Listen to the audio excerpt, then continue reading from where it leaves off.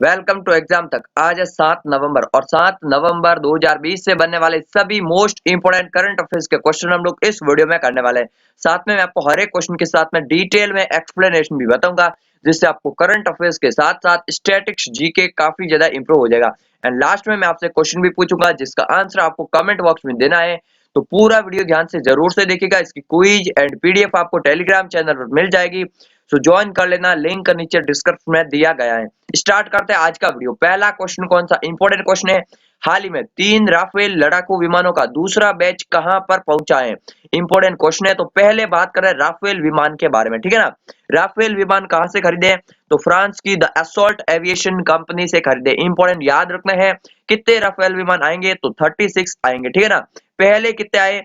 तो पहले जो है 5 आए। पहले 5 कहां पर आए। तो पहले 5 आए थे अंबाला में, ठीक है ना। इंपॉर्टेंट याद रखना, कहां पर आए थे। अंबाला में आए थे। अंबाला कहां है, हरियाणा में। उसके अलावा इसके स्क्वाड्रन किस स्क्वाड्रन में शामिल किया गया था। पहले जो 5 विमान आए थे, गोल्डन एरो स्क्वाड्रन, याद रखना इंपॉर्टेंटली, ठीक है ना।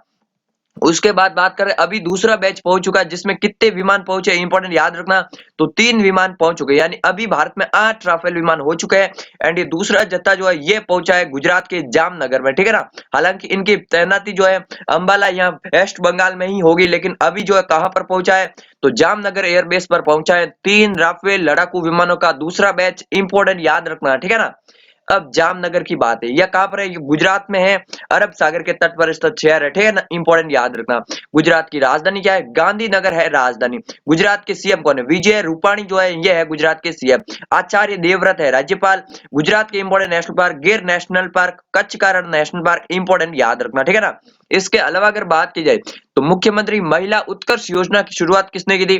तो वो गुजरात ने की थी हाल ही में, ठीक है ना। इरनार रोपवे की शुरुआत कहां पर की गई थी। तो गुजरात में की गई थी। विश्व का सबसे बड़ा क्रिकेट स्टेडियम का अहमदाबाद में है। कल के एयरफोर्स के एग्जाम में क्वेश्चन पूछा था।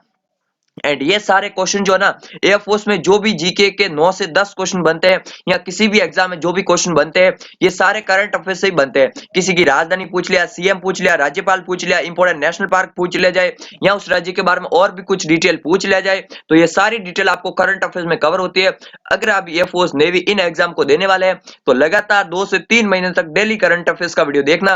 आपको जीके में बिल्कुल भी फिर देखने की जरूरत भी नहीं पड़ेगी, आपका जीके पूरा कवर हो जाएगा, ठीक है ना। नेक्स्ट बात का सेकंड क्वेश्चन की, हाल ही में सिस्का ग्रुप ने किसे अपना ब्रांड एम्बेसडर बनाया।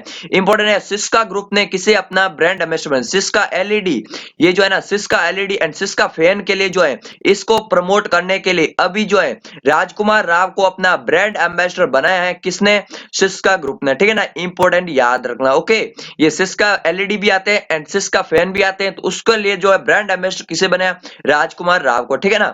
अगर बात की जाए सुरेश रैना की, 9 स्टिक्स का ब्रांड एम्बेसडर किसे बनाया हाल ही में। तो सुरेश रैना को बनाया था, ठीक है ना। सचिन तेंदुलकर को पेटीएम फर्स्ट गेम का ब्रांड एम्बेसडर बनाया था। भुवनेश्वर कुमार एंड स्मृति मंदाना को प्ले स्पोर्ट का ब्रांड एम्बेसडर बनाया था। मिंत्रा का ब्रांड एम्बेसडर किसे बनाया था। तो मिंत्रा का ब्रांड एम्बेसडर बनाया था कियारा आडवाणी को। इंपॉर्टेंट याद रखना है। इसके अलावा अगर बात की जाए, एलजी सिग्नेचर ने अपना ब्रांड एम्बेसडर किसे बनाया गया था। तो वो बनाया था लुइस हैमिल्टन को, ब्रिटेन के हैं, फॉर्मूला 1 रेसर है, ठीक है ना।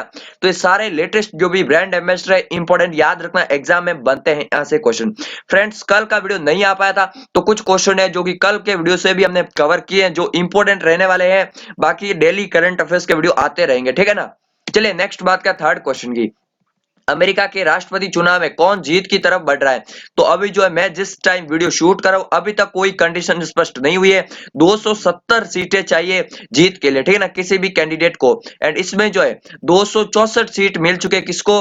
तो 264 सीट अभी तक मिल चुके जोए बिडेन को। इंपॉर्टेंट याद रखना है। तो जोए बिडेन जो है बिल्कुल जीत की तरफ बढ़ रहे हैं, और डोनाल्ड ट्रंप को लगभग 204 के आसपास जो है उनकी सीटें बनी हुई है। तो अभी जो डोनाल्ड ट्रंप काफी ज्यादा पीछे रह चुके हैं, अब सिर्फ घोषणा मात्र की बात है, क्योंकि जोए बिडेन की जो है अब जीत लगभग सुनिश्चित होने वाली है। 264 सीट उनको मिल चुके हैं, 270 सीटें चाहिए, 6 सीटों पर ही ये जीत चाहिए। और हो सकता है आप जब तक ये वीडियो देख रहे हैं, हो सकता है जोए बिडेन जीत गए होंगे। तो कल के वीडियो में आपको डिटेल में एक्सप्लेनेशन दूंगा जोए बिडेन के बारे में भी, क्योंकि इंपॉर्टेंट बनेगा क्वेश्चन, ठीक है ना। डोनाल्ड ट्रंप है अभी अमेरिका के राष्ट्रपति, राजधानी है वॉशिंगटन डीसी, मुद्रा है यूएस डॉलर, ठीक है ना। इसके अलावा कमला हैरिस, ये डेमोक्रेटिक पार्टी के उपराष्ट्रपति पद की उम्मीदवार है। जोए बिडेन भी डेमोक्रेटिक डेमोक्रेटिक पार्टी के हैं। अगर ये दोनों जीत जाते हैं तो कमला हैरिस जो है पहली महिला उपराष्ट्रपति होगी अमेरिका की, ठीक है ना, इंपॉर्टेंट याद रखना। अमेरिका में हर 4 साल बाद इलेक्शन होते हैं, इंपॉर्टेंट याद रखना है। एंड कोई भी व्यक्ति मैक्सिमम 2 बार ही जो है राष्ट्रपति रह सकता है, ठीक है ना। एंड आगे बढ़ने से पहले ये है इमेज आप लोग देख सकते हैं जॉय बिडेन, एंड इनको तो आप लोगों को पहचान ही होगा, अहमदाबाद के मोटेरा स्टेडियम में आए थे फरवरी में। यही है डोनाल्ड ट्रंप एंड ये है जॉय बिडेन जो कि अभी अमेरिका के नए राष्ट्रपति बन सकते हैं। चलिए नेक्स्ट बात का चौथे क्वेश्चन की, हाल ही में कौन सा देश पेरिस जलवायु समझौते से आधिकारिक तौर पर अलग हुआ? तो इसी कारण से डोनाल्ड ट्रंप हार रहे हैं। उन्होंने जो है सारे इंपॉर्टेंट ऑर्गेनाइजेशन को छोड़ना शुरू किया था।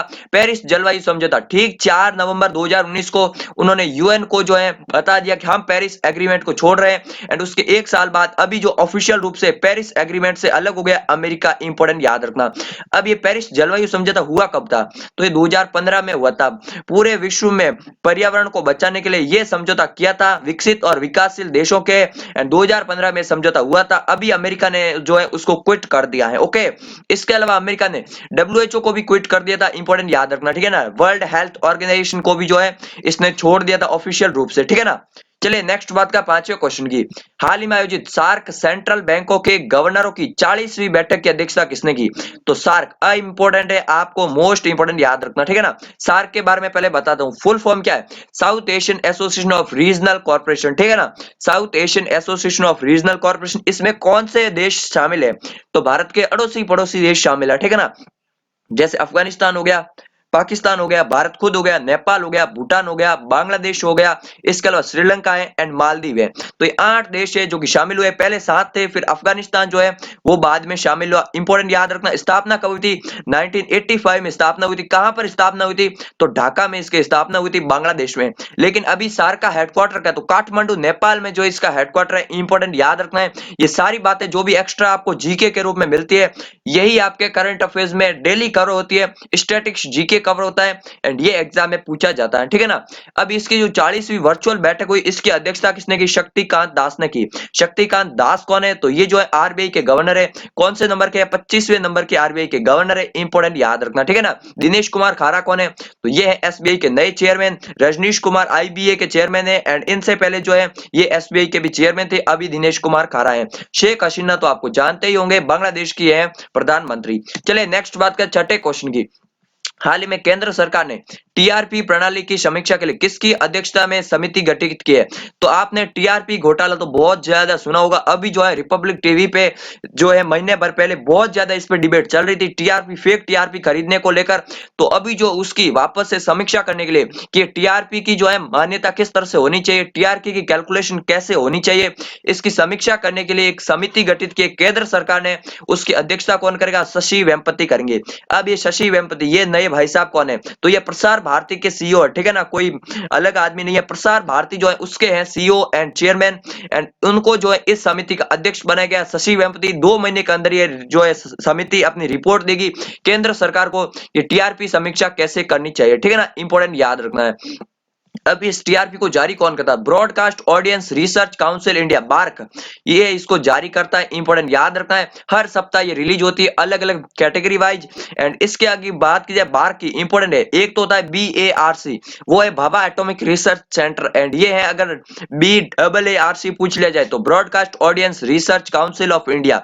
इसके अध्यक्ष है पुनीत गोयनका, 2010 में इसकी स्थापना की थी और बॉम्बे में इसका हेडक्वार्टर है, ठीक है ना।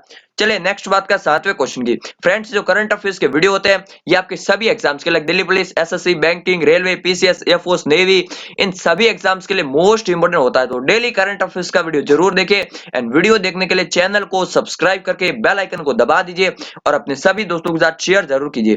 नेक्स्ट है 7वां, किस शहर में प्लास्टिक लाओ मास्क ले जाओ पहल का शुभारंभ किया है? तो स्वच्छता को भी बढ़ावा देने के लिए, कोविड को रोकने के लिए प्लास्टिक लाओ और मास्क ले जाओ। इसके तहत जो भी प्लास्टिक कचरा लाएगा उनको जो है फ्री में मास्क दिया जाएगा उसके बदले में, ठीक है ना। तो ये अभी देहरादून नगर निगम ने शुरू की है इस तरह की पहल, इंपॉर्टेंट याद रखना। अच्छा, नगर निगम की बात है तो इंदौर नगर निगम ने हाल में पीपीएल की शुरुआत की थी, आपको याद है, प्लास्टिक प्रीमियर लीग, वो भी इंपॉर्टेंट है। ये चारे जो है ना नगर निगम वगैरह शुरू करते ना, यहाँ से क्वेश्चन बनते हैं क्योंकि आपको सही से याद नहीं होते, ठीक है ना। तो प्लास्टिक लाओ, मास्क ले जाओ, ये जो है देहरादून ने शुरू किया है। देहरादून कहाँ पर है? उत्तराखंड की राजधानी है। आईएमए कहाँ पर है? तो आईएमए जो है देहरादून में ही है, ठीक है ना। इसके अलावा भारतीय वन अनुसंधान संस्थान कहाँ पर है? तो वो भी देहरादून में ही है। उत्तराखंड के सीएम है त्रिवेंद्र सिंह रावत, गवर्नर है बेबी रानी मौर्य, एंड इसके अलावा गैरसैंण है यहाँ की ग्रीष्मकालीन राजधानी।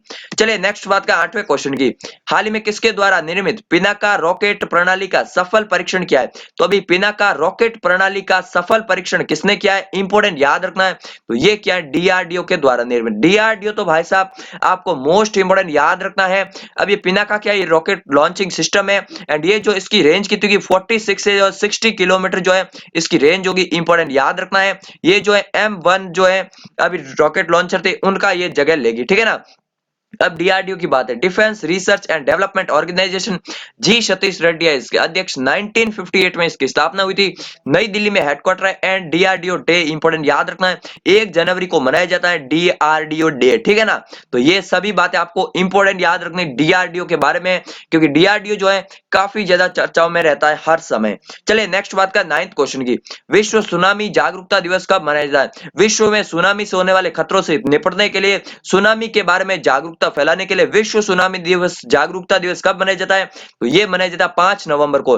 5 नवंबर के करंट अफेयर्स के इस क्वेश्चन को मैंने इसीलिए इंक्लूड किया है क्योंकि इंपोर्टेंट क्वेश्चन बनेगा एग्जाम के लिए, ठीक है ना। अब ये शुरू कब हुआ? तो 2015 से जो है यूएनओ ने इसको मनाना शुरू किया है। इंपोर्टेंट याद रखना, ठीक है ना। कब से? 2015 से मनाना शुरू किया है। हर साल मनाया जाता है 5 नवंबर को। चलिए नेक्स्ट बात का 10वें एंड आज के लास्ट क्वेश्चन की, हाल ही में एडीबी ने किस राज्य में बिजली प्रणाली में सुधार के लिए 132 मिलियन डॉलर की सहायता दी? तो 132 मिलियन डॉलर की सहायता अभी जो है मेघालय राज्य को दी है। बिजली प्रणाली में सिस्टम में पूरे सिस्टम में सुधार लाने के लिए, नई बिजली मीटर को स्थापित करने के लिए और भी नई टेक्नोलॉजी को अपग्रेड करने के लिए ये मेघालय को दी है सुविधा एडीबी ने, ठीक है ना।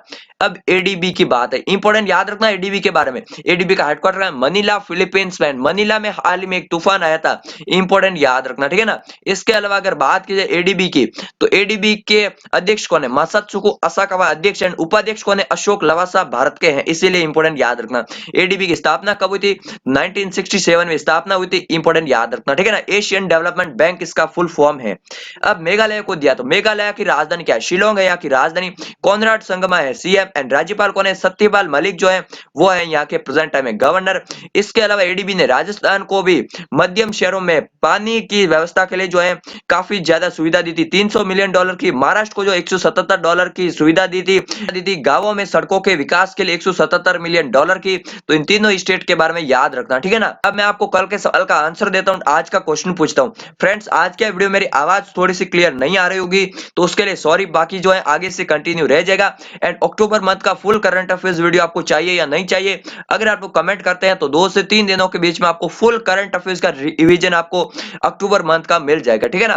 तो कल मैंने क्वेश्चन पूछा था, यानी कि लास्ट वीडियो में 8000 मेगावाट क्षमता का रिन्यूएबल एनर्जी पावर पार्क कहां स्थापित किया जाएगा? राजस्थान में स्थापित किया जाएगा। अब आज का क्वेश्चन कौन सा है? तो किस राज्य सरकार ने सौर ऊर्जा से चलने वाली लघु ट्रेन का उद्घाटन किया है? फ्रेंड्स मैंने देखा है वीडियो तो आप लोग उतने ही लोग देखते हैं लेकिन कमेंट बहुत कम लोग करते हैं। अगर आपको क्वेश्चन आता है तो आप लोग जितनी ज्यादा डिटेल पता हो, आप कितने होशियार हो, वो जितना ज्यादा डिटेल है आप लोग कमेंट बॉक्स में जरूर से लिखिएगा। एंड अगर आपको कम आती है, किसी स्टेट का नाम ही आता है तो नाम ही लिखिए, जितनी ज्यादा आपको डिटेल पता हो उतनी लिखिए, लेकिन कमेंट जरूर कीजिए, चैनल को सब्सक्राइब जरूर कीजिए। मिलते हैं एक नए वीडियो में, तब तक के लिए जय हिंद जय भारत।